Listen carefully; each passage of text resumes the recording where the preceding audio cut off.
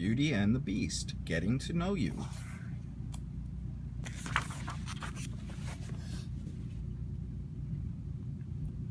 Maybe the Beast does have a heart, thought Belle.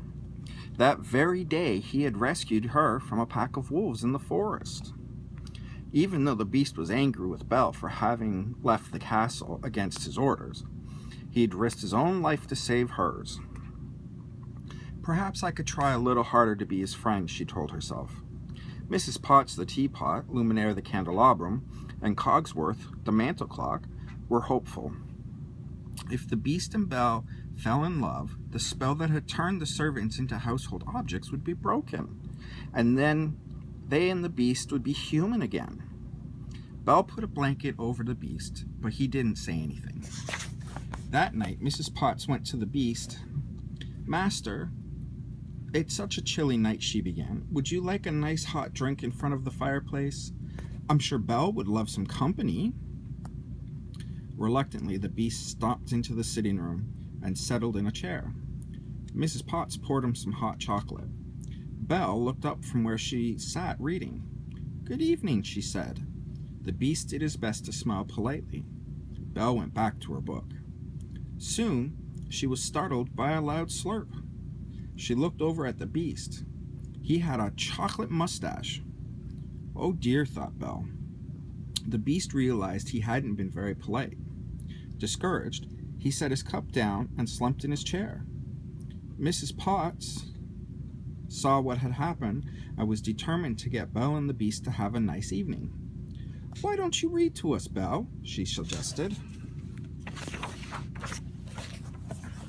"All right," Belle agreed. She turned to a new story. "Once upon a time, there was a woodcutter," she began.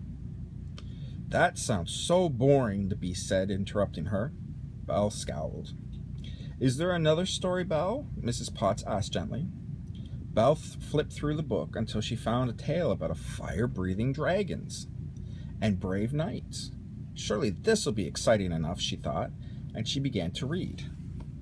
The Beast sat on the edge of his seat the whole time, listening to every word. Belle noticed how much the Beast enjoyed her story, and how, when he started to drink his cocoa again, he took care not to slurp.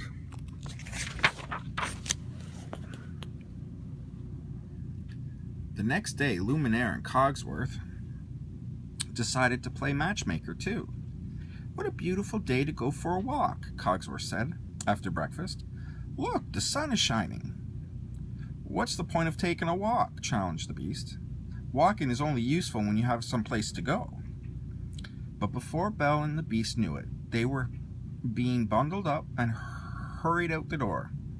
"There's nothing more romantic than a walk in the snow," Luminaire said dreamily as Belle and the Beast made their way toward the woods.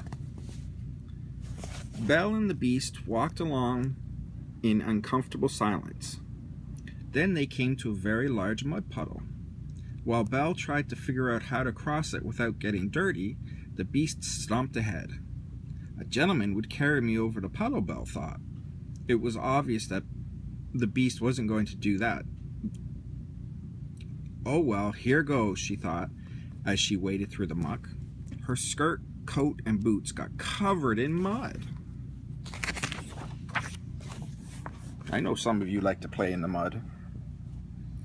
The Beast turned around to see what was taking Belle so long. He noticed how dirty her pretty outfit had got. "Oops," he thought to himself. "I guess I should have helped her." The wind picked up, and all at once, it started to snow. "It looks as if a bad storm's coming," the Beast warned. "We better go back while we still can see where we're going." Belle nodded, wrapped her cloak tightly around her, and trundled through the falling snow. She tried to keep up with the Beast, but fell behind. Quite unexpectedly, the Beast took Belle's hand. "Follow me," he commanded, leading her through the blizzard. Luminaire and Cogsworth were watching out the window as the two approached. They noticed Belle's hand in the Beast's paw. "How romantic!" exclaimed Luminaire. Belle was relieved when they made it to the castle, and also surprised at the way the Beast had taken care of her.